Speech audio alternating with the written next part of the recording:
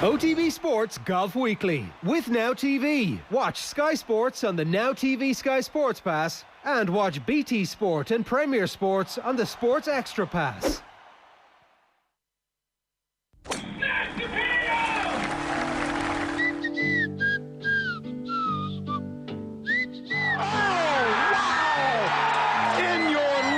Have you seen anything like that? I'm a very confident front runner. I've caddied for 33 years, 145 wins now, and that's the best win I've ever had. I have no idea what you have. I don't know. How are we going to count all the shots? I can't keep track. Fuck! God damn it. I don't think he's pleased. Of course I would. That's a particularly stupid question. It's the Irish Open. Of course I want to play at the weekend. Busy Golf Weekly coming your way. The FedEx Series continues with the BMW Championship this week. Tiger Woods is in the field. All of this fresh on the heels of Dustin Johnson destroying everything in his wake at the Northern Trust Open. Phil Mickelson, meanwhile, is driving greens, looking around at the old guys and thinking, is this my life now? We also have Sofia Popov, world number 304, decided to go and win the Women's Open at Royal Troon. And listeners outside of Ireland, you might be wondering, maybe some of you in Brussels in particular, have seen some Phil Hogan headlines. Let me give you the short version. It has been a great week for golf, Nathan Murphy. It is truly the people's game. Yes, we all love a good dinner, Joe. I certainly hope that this ongoing crisis, again, for people outside of the country, basically our EU commissioner, probably one of our most highest ranked, is he a public servant? I guess he is a public servant. One of our most highest ranked statesmen, Phil Hogan, played a bit of golf, went for your traditional post-golf dinner, but there were 80 people and you're only allowed 50 people in a room. And a saga developed for the last week that golf has been the victim of more than anybody else. Yes, government ministers have resigned. Yes, judges are in all sorts of trouble. Yes, Phil Hogan is gone, but golf has been the big loser. Fionn Davenport, hello to you. Hey, Joe. Welcome back. Thank you very much.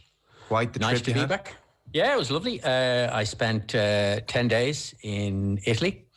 I spent a couple of days in Venice writing and, researching for a bunch of articles that, of which I've written one already on what Venice is like without tourists. 80% drop off in tourists to a city that relies on tourism more than most others. And then I went to see my mum on Lake Garda because I haven't seen her since January. So we spent a lovely week just sitting by the lake. Not quite social distancing from my mum, but social distancing from everybody else. It was great. It was really lovely. I'm back. And I presume, ironically, Venice was lovely without all the tourists. It was amazing. Yeah, it was gorgeous. It reminds me of what it was like when I've been there a bunch of times when I was a little kid with my own parents. So this would have been back in the 70s without the influx of huge numbers of international visitors from the US, from Asia. There weren't that many cruise passengers back then, if any at all. And so none of those are there. The only ones that were there were Italians and Germans and Austrians. So the only thing I heard was a bit of German on the streets, but it was great. It was lovely. I mean, it wasn't great for the local businesses who are pulling their hair out as they worry about how they're going to stay open coming to next year, but it was great if you're a visitor now. It's no Venice, but it's still magical. Spawell Driving Range. Peter Lawrie, hello to you. Hello, Joe. How are you? Very well, Good Peter. to have you back. Good to have you with us. So OTB Sports, as you know, and Golf Weekly is with Now TV. You can stream the start of the Premier League, Serie A and Championship on Now TV, your sport on your terms. Delighted to have them on board. And there will be a Now TV competition coming your way very soon as well. There is much to discuss. We might start with some tweets from last week. Dave McIntyre was here. The boy made an impact. Oof. Caught the imagination. Jim Johnson, for instance, got us at Golf Weekly OTB. Fantastic last 10 minutes or so of debate between Dave McIntyre and Peter Lawrie over Ready Golf. Dave was 100% correct. Lawrie, sounding like a traditionalist, stuck in the past, Peter. Ready Golf is the way forward and would make golf a hell of a lot more appealing. Matt Pooney then. Lads, how many public rounds has Peter Lawrie played? Tournament rounds, sure, but the majority of golfers in the world are not tour players, #Ready Golf. And then Jimmy Kiernan. Ready Golf all the way, lads. Completely agree with Dave. If the fairway is open, there is no point in waiting. Across 18 holes, it saves you time and you won't feel like you're rushing. And then Ian Kane with what I thought was the pertinent question. The question should be, how many more pods should Peter Lawrie actually be invited back for? Hashtag Peter talking shite. Oh, dear. Very harsh. People have spoken, Peter. It took me a lot not to respond to that one, I have to admit. I had typed out quite a numerous of responses, but I held my tongue, which is not like me. No, you're maturing as a person. We are live here, we should say. Nathan's keeping an eye on the YouTube comments. If you want to get any questions or points in, we'll try and get to them. In short, Nathan, I'm picking up from the tweets that Dave is very much for ready golf and Peter. Yes. Yeah, there was and I'm probably somewhere in the middle, and maybe there was Peter maybe was getting the wrong end of what Dave was saying at times. Like, Dave wants to play quick. So I think as Dave said, he's not rushing on to the next tee before somebody else has finished putting out. But after they finish putting out, he's not hanging around to, give them a little round of applause, a 2-minute chat before he tees off. And if Dave had a birdie, he doesn't really care. He's going first if he's the first person on the tee box. He ain't, which I don't overly see the rush there. I do think, as we mentioned last week, if somebody's potentially lost their ball and there's a few people over looking for it, and then you find it, but you have to go back and get your bag, and if the other person's in the middle of the fairway, they should be allowed to hit, and they should hit. Like, otherwise, it's just wasting time. Whereas I think, I don't want to misquote you, Peter, I think you prefer the very traditional way of... No. Let me get back in here, because I had a few people in Spawa going, I agree with you or I disagree with you. What I was saying was, if you're going to go play golf, right, let's not play it in a stage. Let's enjoy it. So, yeah, if somebody's looking for their golf ball, absolutely play on or play through or whatever. But this thing of having to, if now I suppose I'm at the age of my kids are a little bit older, I'm not in that much of a hurry. If I want to go play golf, I want to enjoy it. It's not a case that I want to play in breakneck speed, slam the car or slam the boot and, go up the road at 100 miles an hour back home. I actually want to enjoy it. So that was my point more than anything else. Can I add something? I listened to the pod while I was away, and I will say that I enjoy playing with Dave an awful lot. He's a great person to play, actually to just hang out with generally, but he's a good guy to play golf with. However, he freely admits, with absolutely no hint of anything else, that he's not that big a fan of helping you look for your golf ball. So, he really doesn't. He's like, here, you look for your golf ball. I'm going to stick with mine. And this is where he and I would diverge. Where it's like, if you're a player who is offline, I think part of the social aspect of the game, of the 4-ball or 2-ball or 3-ball that you're playing with, is that everybody pitches in and helps to look for the ball. But he's like, no, absolutely not. I hate doing it and I don't do it. So maybe that's why he's so keen on playing his own shot while, someone else is in the woods looking for that lost piece of white. Does he expect you to look for his ball? No. I don't think he does. I think he'll declare it lost after about 15 seconds, So anyway. Peter, could I throw a routine commonplace scenario for you as a last point in all this before we get stuck into the many talking points we have? So say, for instance, you're in a 4-ball and you fall into 2 pairs chatting up the fairway, and one pair are 20 yards ahead of the pair behind them, and they reach their golf ball. One of them reaches their golf ball, which is technically behind, ahead of the 2 who are coming up the fairway behind them. Maybe they're 15 yards ahead. If I was in that 2 behind and technically it was my turn, I'd have no problem with one of the lads ahead hitting. Yeah, I'd agree with you. No problem at all. Okay. No, but Dave was describing, if I'm ready, I'm going. What's wrong with that, though? There's a case of, look, slow it down a little bit. We're not here to play in, 2 hours, 10 minutes to get out the door. If you're in that much of a hurry, play 9 holes and enjoy your 9 holes. Okay. That was my view. Fair enough. It's meant to be a social game. Yeah, it takes over 4 hours, though. I mean, come on. Okay. So US sports is on hold in certain quarters. Last night, which is Wednesday, as we're speaking to you, the Milwaukee Bucks led the way in the playoffs in Disneyland in Florida in protest at the Jacob Blake incident. He was shot 7 times, unarmed, by a white police officer in Wisconsin. He will most likely never walk again. Then Major League Baseball followed suit. 3 games were cancelled. 5 Major League Soccer games certainly were cancelled. Naomi Osaka pulled out of the WTA semi-final she was due to play, and she said, as a black woman, I feel as though there are more important matters at hand that need immediate attention. Meanwhile, Fionn, I don't think we're shocked to say the BMW Championship goes ahead pretty much, we without interruption. Cameron Champ is making a stand of sorts. He's wearing a black and white Nike shoe on each foot, and he has Jacob Blake BLM written on the white sneaker that he's wearing. Sneaker, check me out. He said it's spreading awareness and sticking by what I believe in and what I believe needs to be changed. I'm going to do as much as I can. I don't actually think, Fionn, when Milwaukee Bucks led the way and then MLB followed and MLS and Naomi Osaka, I don't think anyone for a moment thought golf would follow suit. No, I don't think they did either. And I think, I don't think anybody is surprised. I think when you just look at the metrics involved, you can be very cynical and say that the NBA would be hypersensitive to the mood of its audience and would certainly be keen to do nothing that would alienate any viewers.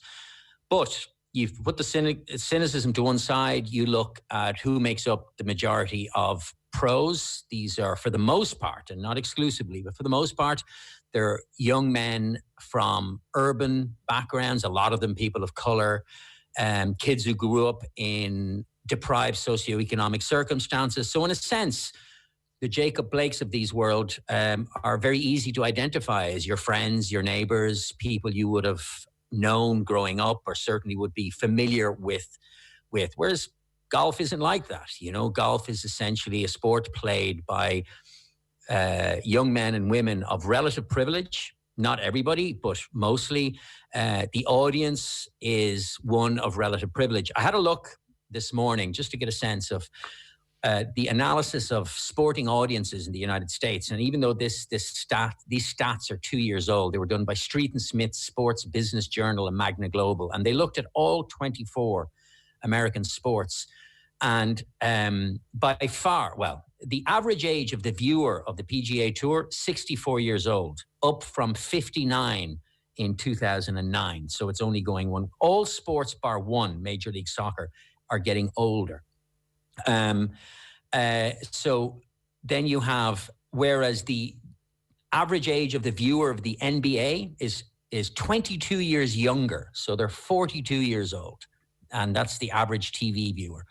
And that is a massive difference when you consider that lagging just one behind at the average age of 63 is the LPGA and horse racing.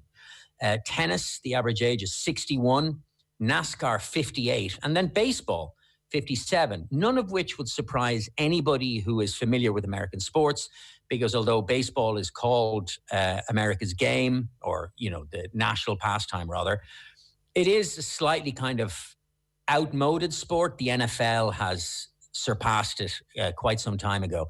The youngest age group is Major League Soccer at the age of 40, and then, as I said, the NBA 42. So when you put, it's both the participants in the sport and those who watch the sport, the PGA would not feel any huge amount of demographic or economic pressure to respond to what's happening to Black Lives Matter or to protests on the various streets of American cities.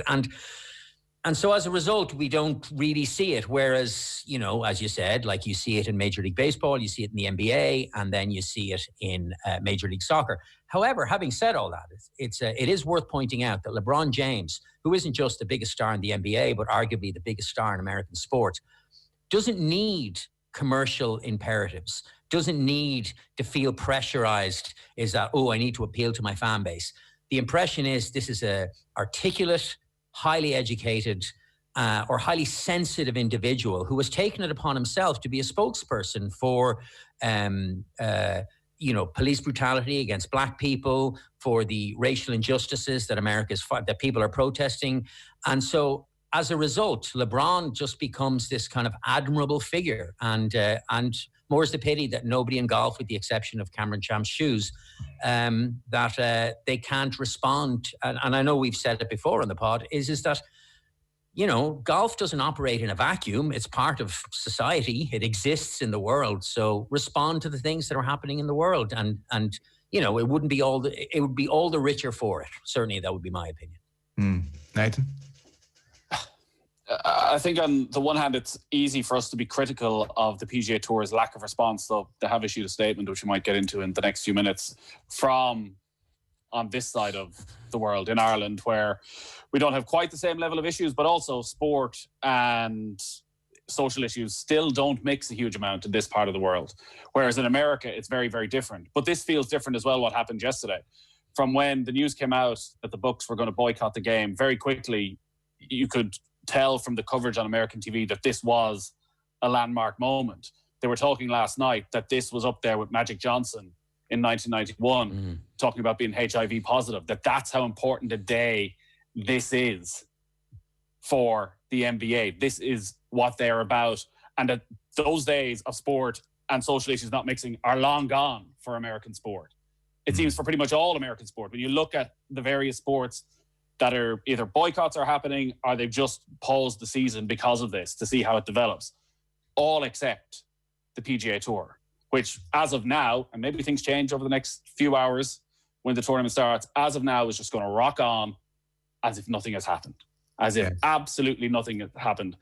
And it is an absolute outlier in American sport because of that.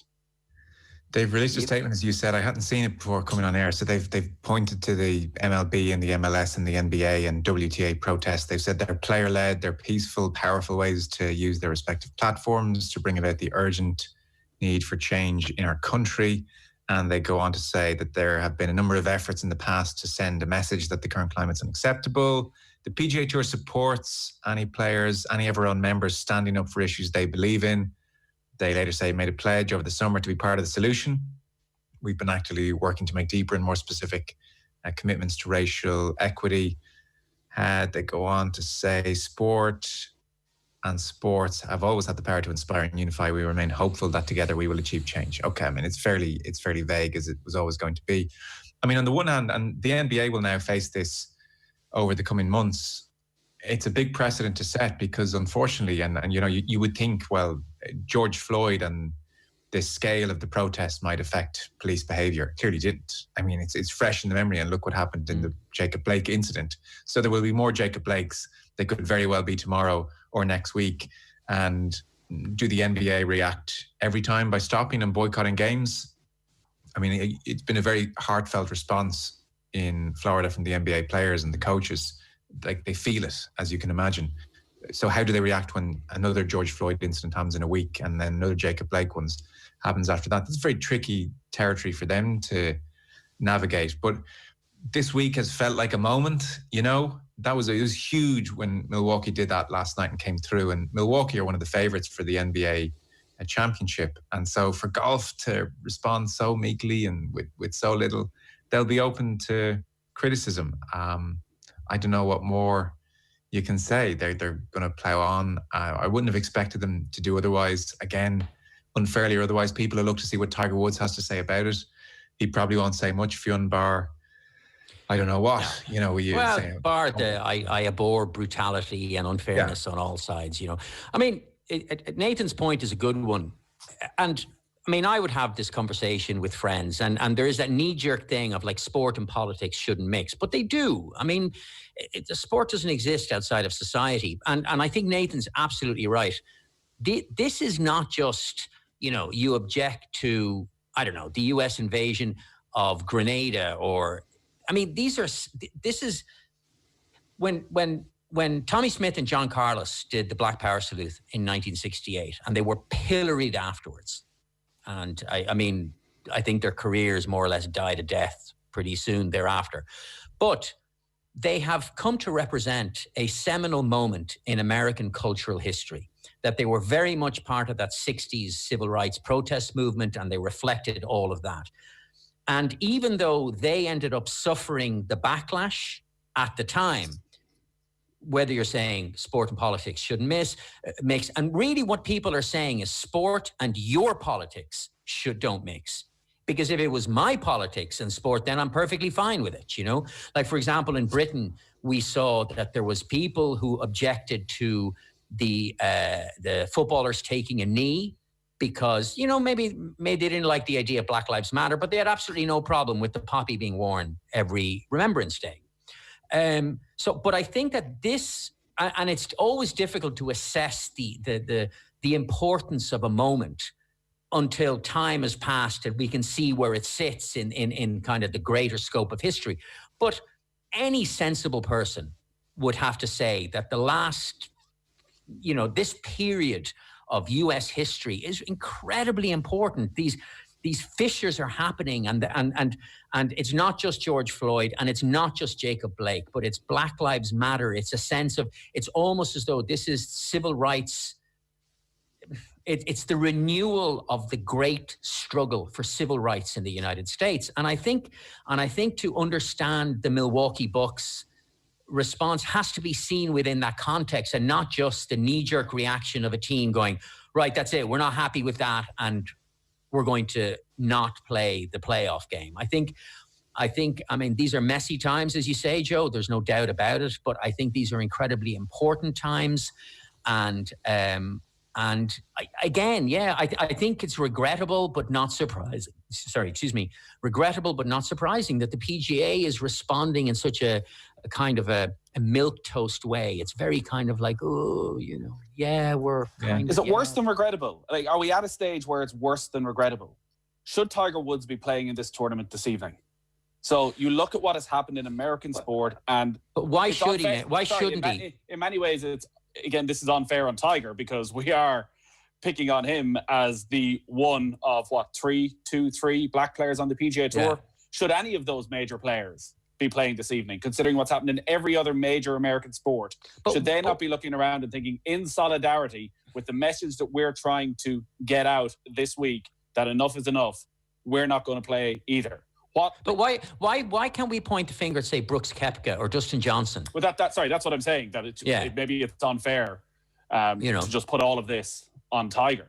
Yeah, but we just keep going. It's the PGA Tour.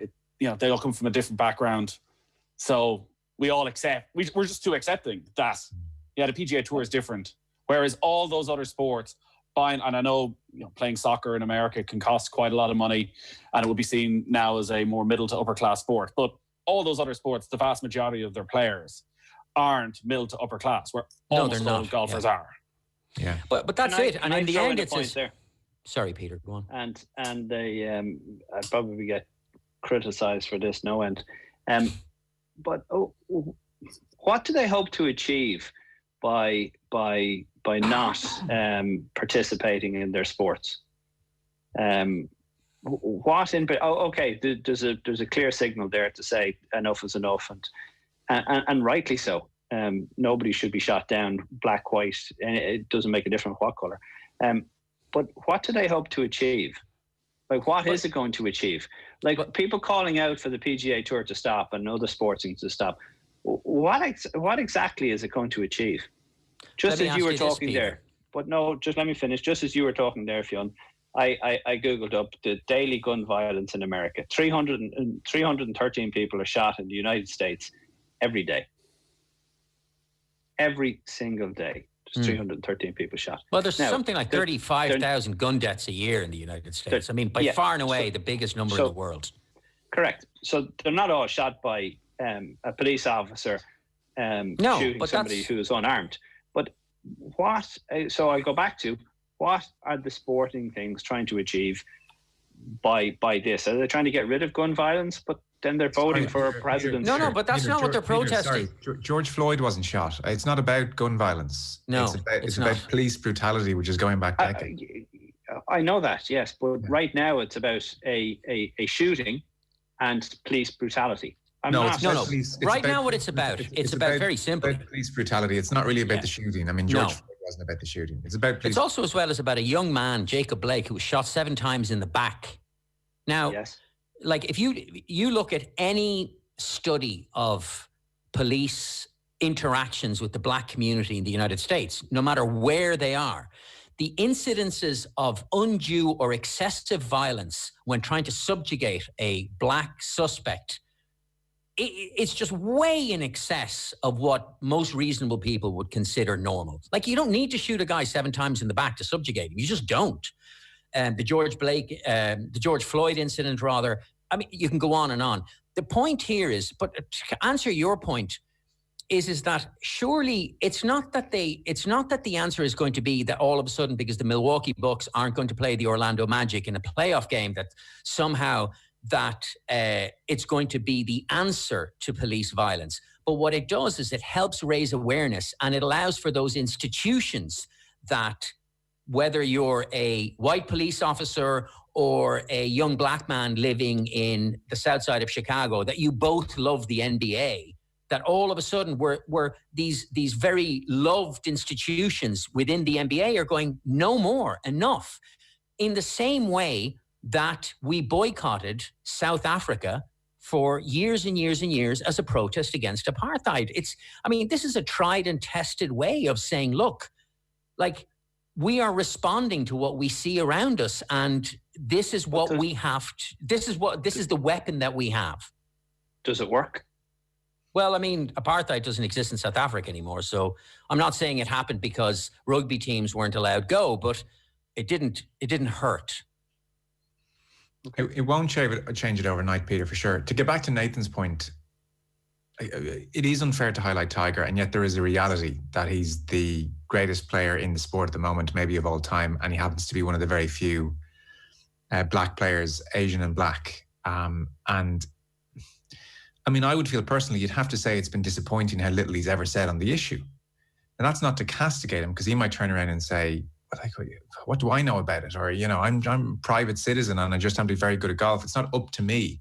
But the fact remains, it's been really disappointing he's done nothing. It would be amazing if he pulled out of this event tonight. Amazing. Be a powerful message. It would make headlines all around the world, Peter. It would raise awareness. It would raise pressure. It would raise scrutiny. It would be just another person getting into line and saying enough is enough. It would be a phenomenal thing for him to do. And equally, given the demographics of the sport, if 20 players pulled out of this tournament, white players we're talking about, equally, probably in some ways because of the demographics, that would be very powerful. Like Fionn mentioned, the audience is watching golf.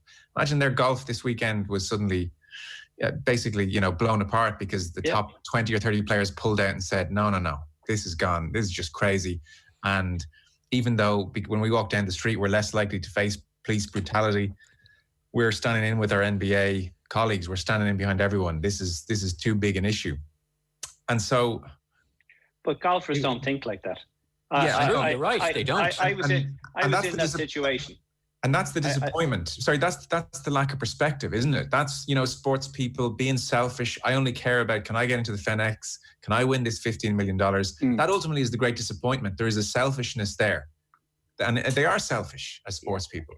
Now, the extent to which you're going to castigate them is up to each individual. So while I have said it's such a disappointment Tiger is not leading the line, or it's such a disappointment that golf is not supporting the other sports, I'm not going to castigate them too much either, because I appreciate they may feel unequipped to comment so publicly.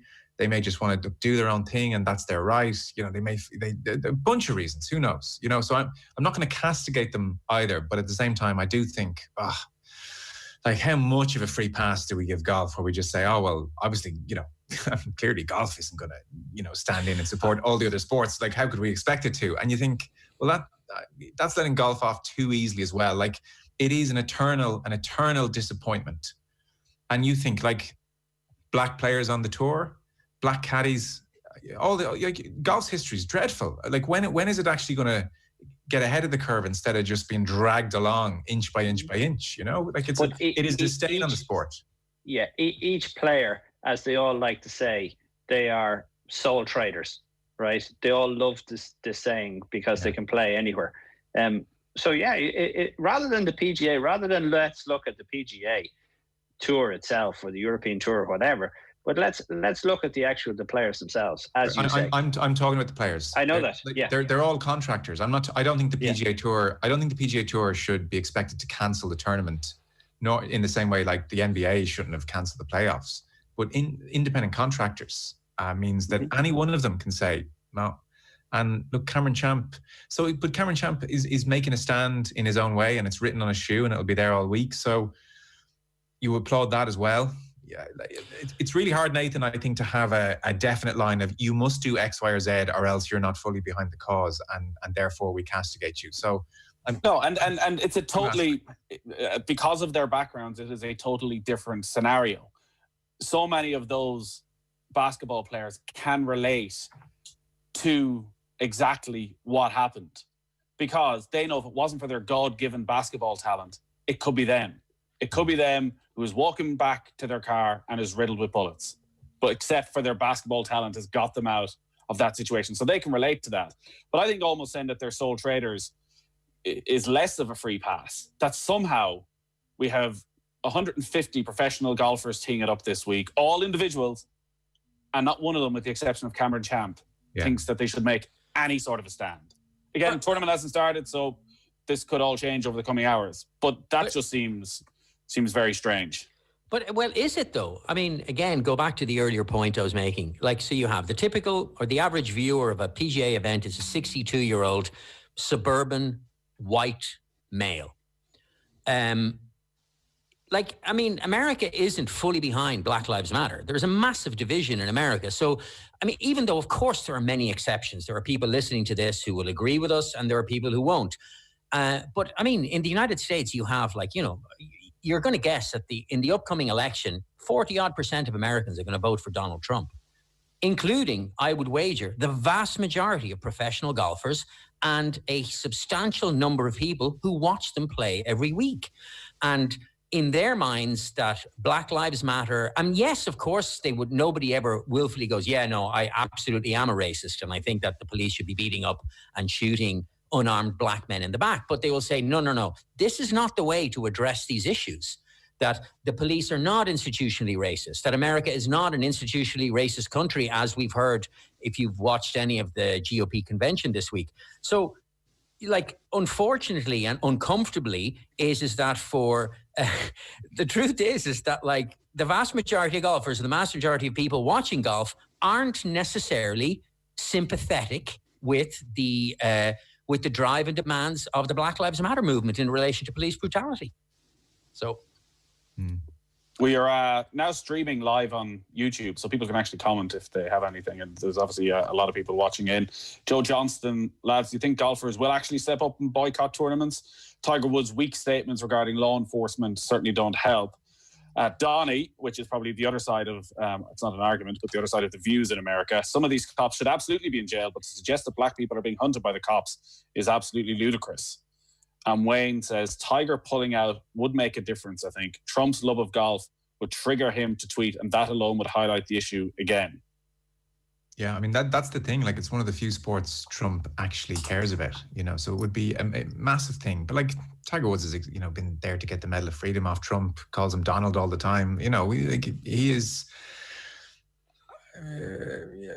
very much a golfing person in that respect. But it is a disappointment. Like, there's no two ways about it. Peter, to round off this chat and move on to other stuff, like, I think you come at this with a player's point of view, and I think you were on the cusp there of making the point that the players will care about the tournament. Ultimately, the majority of them, they will be selfish. They will be thinking about their own game. But you know what? Given the fact that most of them are made for life, particularly all the guys in the top 20 or 30, and this is not a career-defining tournament, to say the least, it's not even a big ask to pull out of this tournament. Sure, I witnessed it in Madeira. There was a caddy lying dead on the ground on the 9th hole. I walked up and down the range and said, lads, we are making the worst mistake we can possibly make by going out to play later on. And only one person followed me and said, you're right, Peter, it's time to not play. So players have the option to do it. But I guarantee you, most of them, as I've said it before, and I was one of them, are selfish prats. And it's as simple as that. They only think of themselves. And, you know, when I go back over my career, I wish I had actually woken up and actually looked around me and looked around at the good I could have done for the some good of when I was, doing quite well out on tour. But I didn't. I was far too focused on myself. Yeah, well, it's going to be an interesting few days. I presume to some extent or other the players will be asked about it. Tiger's definitely going to be asked about it, and we'll see what the response is, and we'll talk next week. As Nathan says, I mean, we're talking Thursday here, lunchtime. Who knows what might happen over the coming hours? To segue ever so slightly into the golf then, they are fresh off the Northern Trust Open. They're into the BMW Championship. It's at Olympia Fields in Chicago, 17 years on from the 03 US Open, which Jim Furyk won. Just to glance back towards last week for a moment, DJ back to world number one, an 11-shot victory, which is just ridiculous. He said something clicked on Wednesday. Quote, "I played some really good golf," said DJ, which is, I think we can say that's a fair comment. And then he came so close to his 58, 59 territory. He was 11 under through 11 and then parred all the way home. This is his career in a microcosm. This is his career in a microcosm. Like, so what can you say when someone shoots a 60 except, wow, that's amazing. A brilliant round, i.e. a brilliant career. And yet I just can't shake the sense that when the pressure came on, we didn't see his best stuff. He's one of the only players, Nathan, that can shoot a disappointing 60. 100%. You took the words right out of my mouth. 7 under after 5, 11 under after 11, and you don't do it. And even his interview afterwards where it's like, yeah, just not that bothered. Yeah. Andrew Coulthard said that. He doesn't care. His decision to hit driver down the last was just appalling. Because he's nowhere to hit it. Yeah, all he has to do, he makes birdie to shoot 59. And he's just, whatever. Just goes to show you the intelligence of the chap. Well, he did make 65 of 72 fairways in greens in regulation, so, And it is the persona, which means there's not a full appreciation of even what he achieved last weekend. Never mind the fact he just keeps winning year on year on the PGA Tour, 22 PGA Tour victories at this stage. And if Rory had done what Dustin Johnson did last week, the conversation would have been about the genius of McIlroy and how far away, head and shoulders above everybody else. Whereas with Dustin Johnson, the conversation more seemed to be about courses are getting too easy. Yeah. Courses, we need to Dustin long hitter proof them once again. Whereas actually, for everybody else, it was a regular enough tournament. 20 under would have won this. It just so happened he got to 30 under and put together one of the greatest regular season events anyone has ever seen. Goes back to world number one, yet still, as you say, there's a sense coming off it of, could be better. We're incredibly harsh on him. Yeah, if you look at the roller coaster ride since golf came back, so he missed the cut at the Charles Schwab, no big deal, that's fine. He, by his own admission, he didn't practice that much over the break. And but to kind of add to Joe, you pointed that he found something on Wednesday after Charles Schwab. He said, my swing, it doesn't tend to get too far off, but just sometimes getting it back on track takes a little bit of time. So then at the RBC, he posted 4 rounds in the 60s, finished tied 17th, which is fine. And then at the Travelers the following week, what did he shoot? Then career best 61 in the 3rd round after shooting 64 to win. And then shot consecutive 80s at Memorial after 2 weeks. Shot a 78 in the 1st round at the 3M Open, withdrew with a back injury, but never told anybody that he was suffering in his post-round interview. And then shot 4 rounds in the 60s for a 12th at the WGC St. Jude. And and then what did he as soon as and even in the PGA, like, he didn't fade or anything like that. He shot 65, 68. And it was only Morikawa's genius that kind of grabbed it from him. I disagree with that on the Morikawa final round. I think he made a mess of that when that par 5 10th just summed him up. And I talked about this a couple of weeks ago. Oh, yeah. Greenside bunker on the left, pin on the left, the one place he can't go, it's where he goes. That's DJ in a major. Like, you take the 18th and Peter's Point, and how that manifests itself in a major is the 10th at Harding Park. And he just makes bad errors, especially under pressure. But Gary Murphy's point is a very, very good one that he made, is that having your brother on the bag might be great for being relaxed and, you know, feeling that you're in a little trust bubble and all the rest of it. But not having an experienced caddy who can grab the club out of his hand or go, no, this is how you play this hole. And for DJ to absolutely trust that his caddy has his best interest at heart, absolutely cost him. He's not the only player who doesn't have an experienced caddy who can help negotiate some tricky decisions. It's not about talent. It's not about ability. It's not about shot making. It's someone in the team who can say, you know what? No, don't do that. This is the shot for us. And DJ's like, I mean, it was interesting to hear Gary talk about that. Like, DJ's brother basically carries the bag. That's it. Like, does he even give him yards? I mean, I presume he gives him the yardage, but DJ decides everything on his own. They seem to work quite well on the putting green, do they not? Yeah, he reads putts all the time. He reads putts. Okay, fair enough. But other than that, sorry, go on. I was going to talk about the golf course and Joe saying, you know, 20 under one, but the cut was 3 under. There's something seriously wrong, I feel, with some of the golf courses that they're playing they actually are too easy, or they're set up in a way that it's just based out for long hitters. And, you know, we need to get back to the discussion about, you know, having an actual difficult golf course and having the cut at, you know what I mean, an even par cut even. But, you know, the last man in the field who shot the worst score over 2 rounds shot, 9 over par.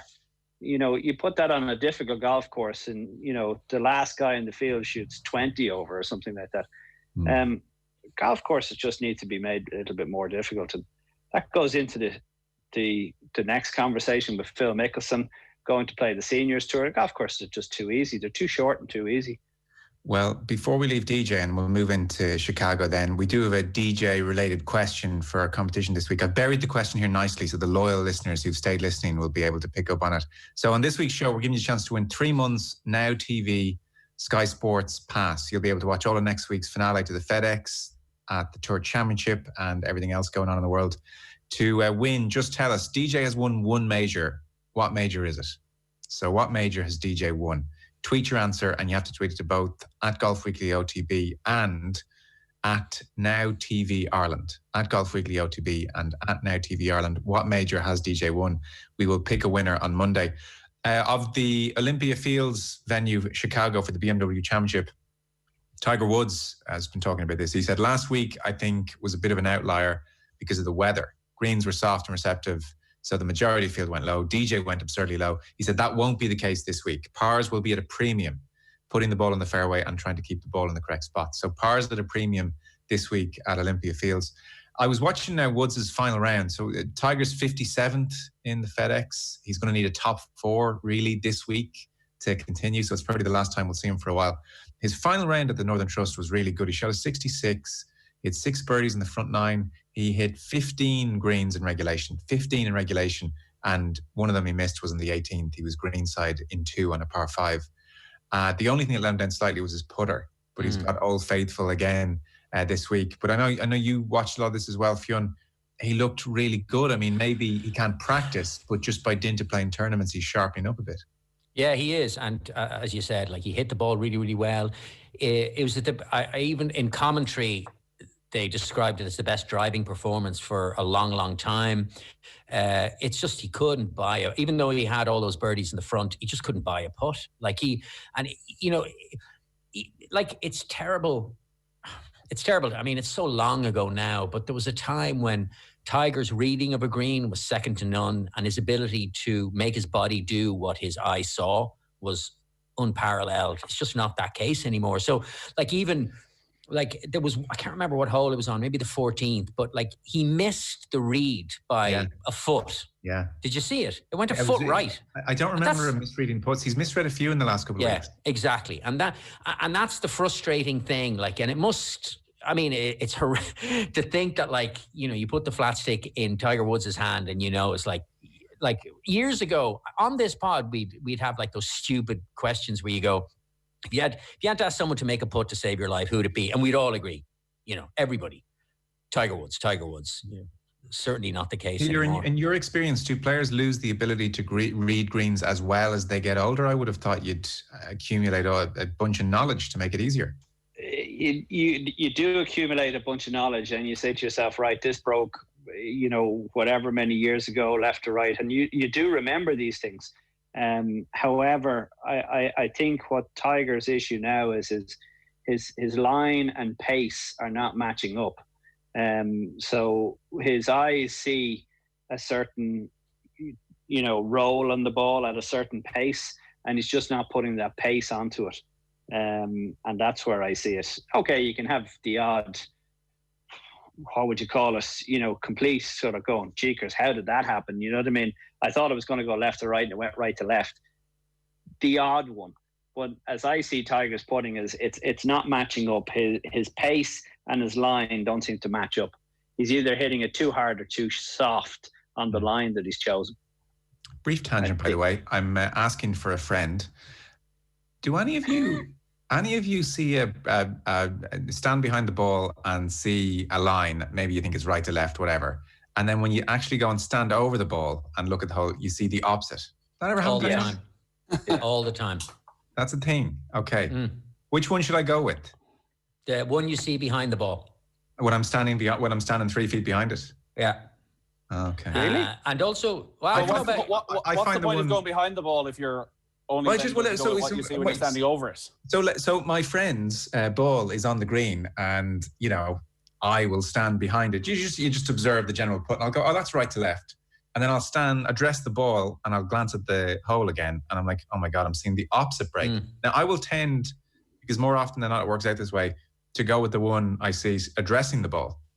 But it's caught me out a few times lately. If somebody is asking me to look at a line, the last thing I will look at is when I get over it, and I will say, yeah, you need to hit this right to left or left to right by how much.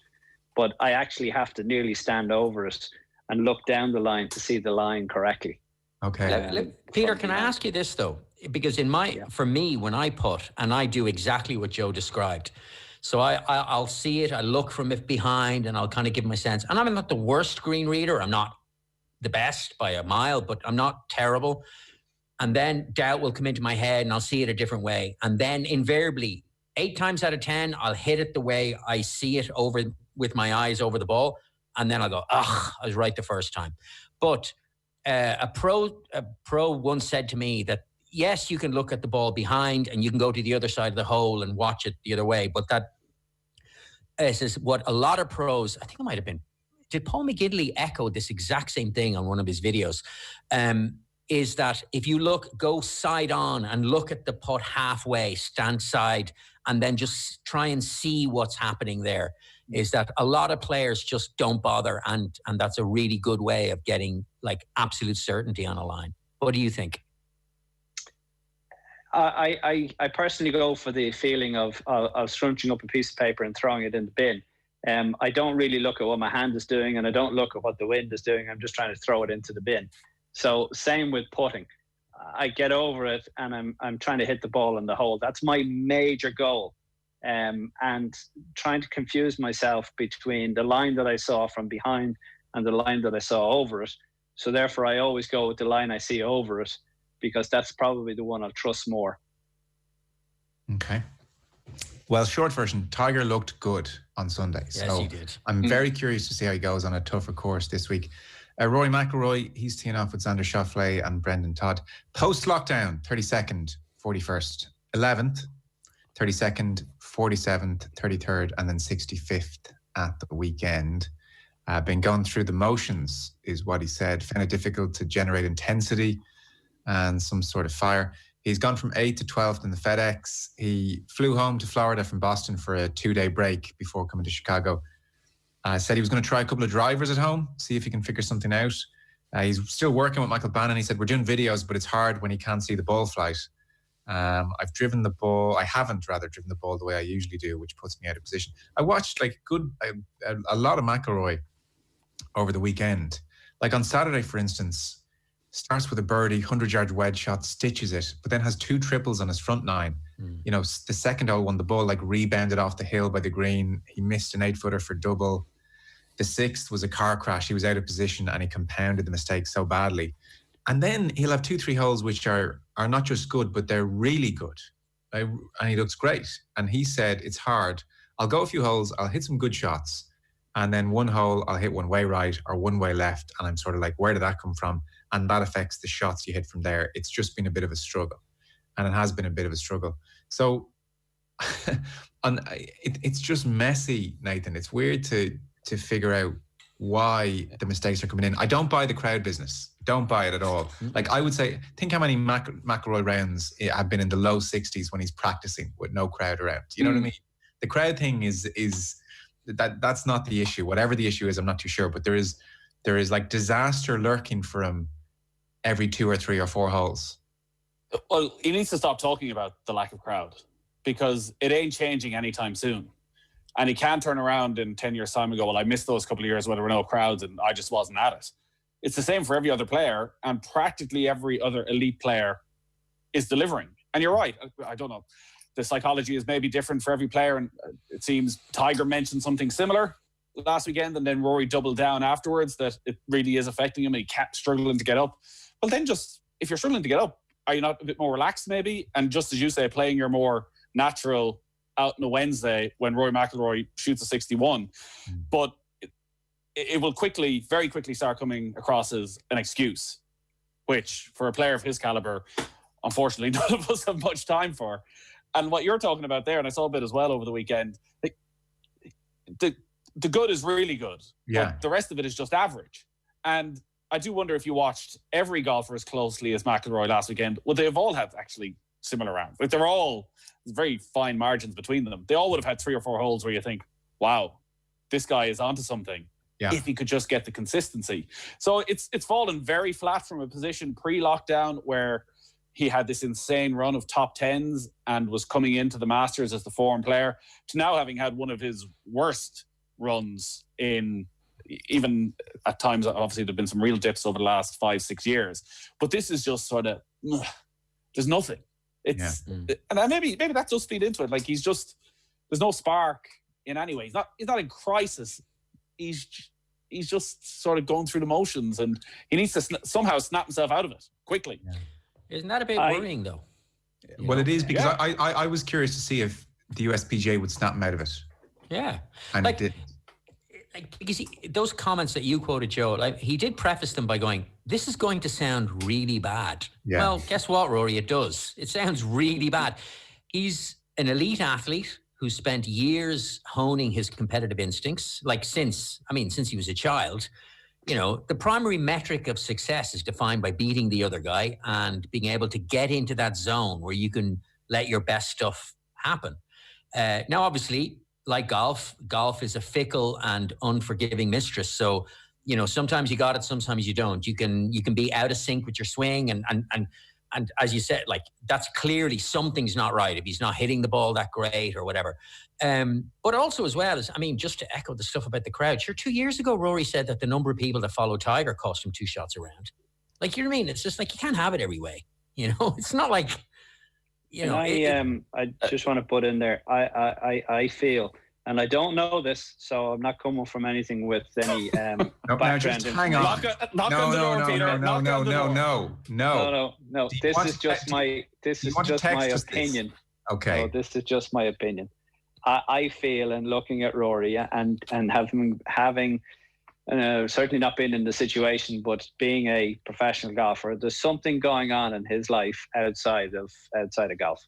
Because it's a case of it's this and that, up and down, and he's concentrating. And no, I don't think so.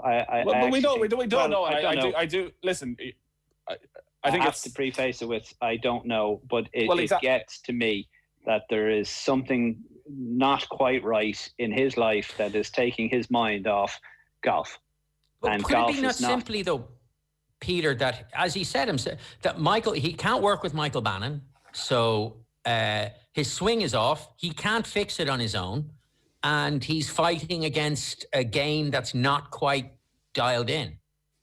Could it be, and that Like, you know, and I think it's silly of him, and I use the word advisedly, it's silly of him to even bring in notions of crowds or I'm not as focused, you know, whatever. They're just excuses. Yeah, but that it's just down to this, that like whatever way he preps to get the best out of himself, he can't do because of the situation. And, you know, well, Harry Diamond has been right beside him all the time with his coach, Mike O'Bannon. So Harry Diamond will know what Mike O'Bannon has been saying to him for the last 4 years or probably more. And Harry Diamond is an exceptionally good golfer himself. So it's not a case that he can't verbalize what Mike O'Bannon has said before or watched the ball flight. So to be honest with you, I don't think it's technical at all. I don't think it's a swing thing at all. It's purely, and I said it last week, I said it the week before, it's a mental thing. And I feel there's something that is not right off the course. Well, it's definitely not on the course. At that point, we have to hit full stop because clearly, exactly. And that's we what don't I mean. know, and it's pointless to speculate. But I would ask you then, in your own experience, so how would something not ripening off the course have affected you? And like, how could that contribute? You bring it onto the golf course. I remember my wife was having our fourth child. We got a 50-50 chance whether it was going to be okay or not. So from March to June, I was a basket case. I played golf, but I wasn't thinking about golf. I turned up at the tournaments, but I wasn't thinking about golf. It wasn't my one priority at the time. The priority was, you know, is my next child going to be born, you know, healthy or whatever? So that's what I'm just saying. And nobody knew that. And I certainly wasn't going to tell anybody that. So that's why I kind of give him a bit of a free pass, really, that I get the impression that I said it at the start, I don't know. But I certainly get that impression that all is not, you know what I mean? He's not coming to the golf course purely with golf focused. Okay, well. And you start playing well, you can hit these crappy shots out of nowhere because your mind just wasn't on it. Okay, well, we'll see how he goes over the next couple of weeks. Final 2 points then. Sofia Popov, Nathan. Yeah, what a story. Probably amazing. The golfing story of the year. Yeah. World ranked 304th and goes and wins the Ladies Open in the most impressive fashion you can imagine. Incredibly tough conditions over the weekend at Troon, and she never looked like faltering. She had perfect swing after perfect swing down the back nine. Everyone kept thinking she's going to drop a couple of shots at some stage, and that brings 3 or 4 back into it.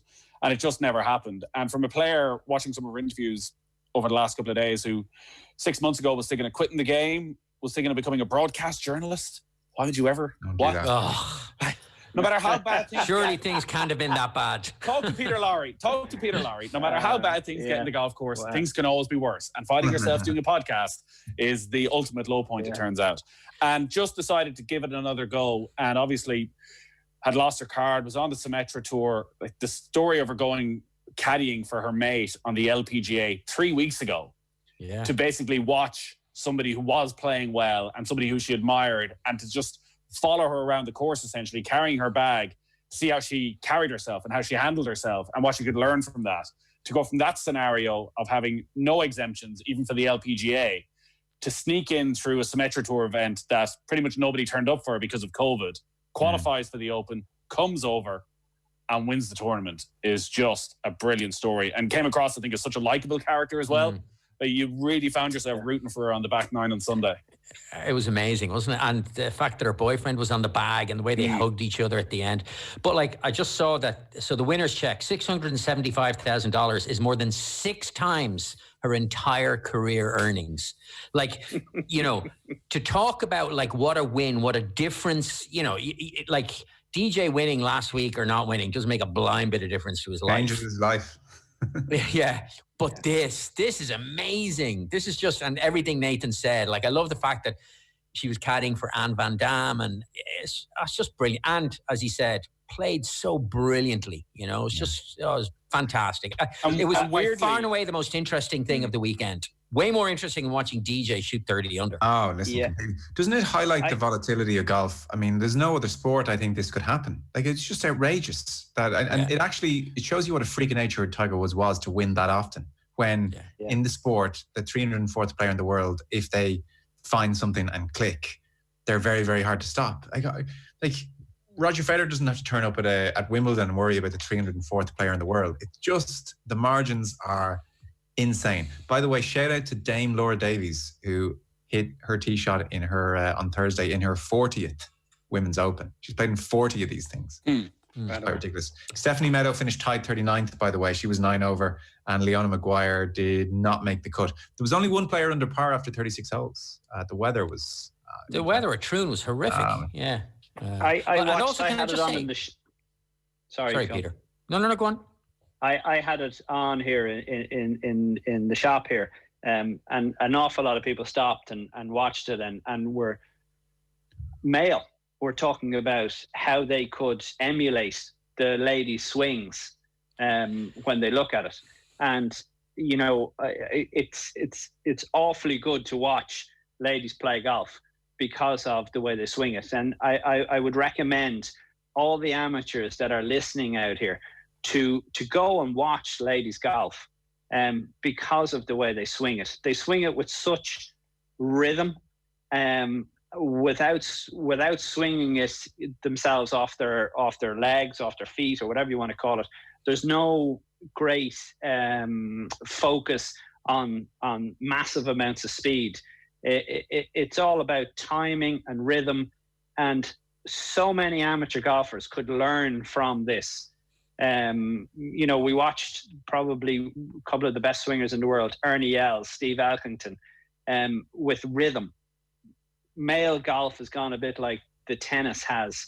Everything is about power, while us amateurs or amateurs out there could actually really focus on ladies golf and swinging it a whole lot easier. Yeah, funny. That was exactly the point I was going to make to you, Peter. I was going to ask you, because for me, it's exactly that.